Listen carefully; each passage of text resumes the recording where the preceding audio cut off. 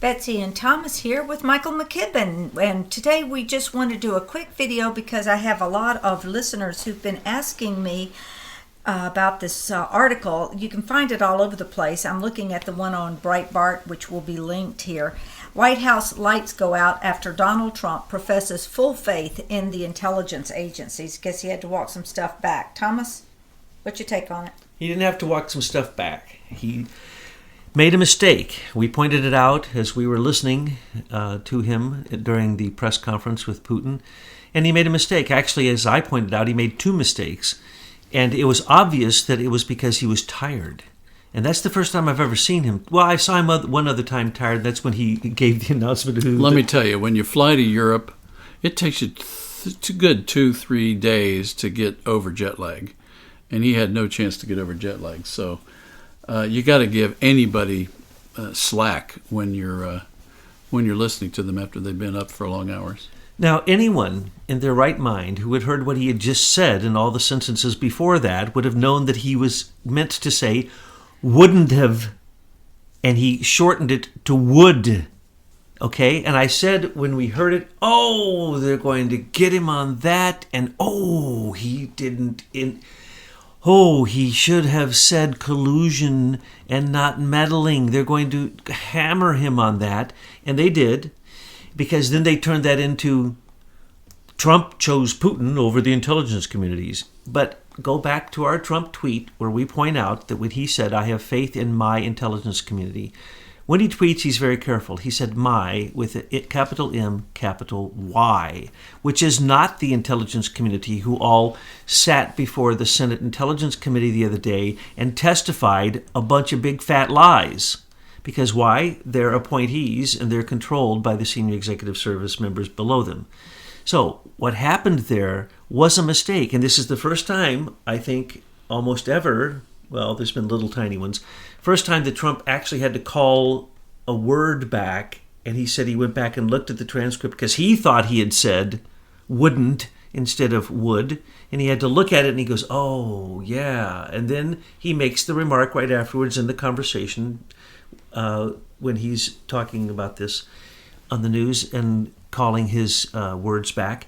He mentions then, instead of meddling, which they were talking about, collusion, because Rat Rodenstein has already said there is no collusion with Russia. And so that was what they were attacking him on. But for a minute, I think he was tired and he actually slipped up in word. Well, in all that he said, in all of the live action, basically battling with the mainstream media, that's pretty good that he's only slipped up a few times. But in this case, he did slip up. He called it back and made sure that they understood that he was saying that he agreed with the stupid joint intelligence report on Russian meddling because it was done before he was elected. And all it said was that RT and Sputnik influenced the election and some stupid other stuff. And so he was saying, yeah, I know all of you accept that. That's not really what it's all about.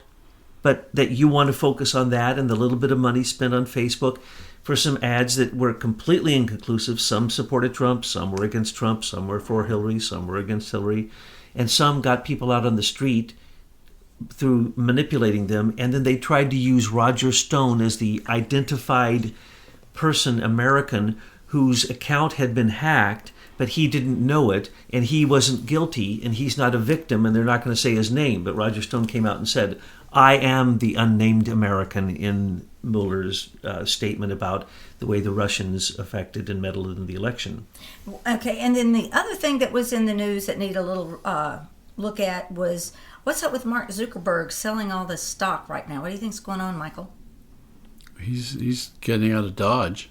He's moving all that stock into his, quote, foundation. You know, foundations are the new choice for money laundering, have been for 20 years. So he's just following a long path of corrupt individuals who have figured out ways to hide their money all over the planet. Dude Zuckerberg said that he wasn't going to take no money. He was going to turn it all over to a philanthropic group and that they were going to simply give it away. The same club that Bill Gates is in.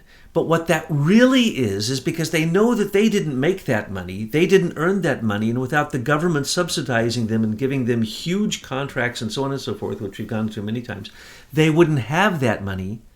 They put it into their foundation, as Michael just mentioned, and then what do those foundations do? Eugenics, the spread of GMOs, the spread of Monsanto products, their own self-interest, the spread of vaccines that have sterilization in them in Africa, the Green Project in Africa.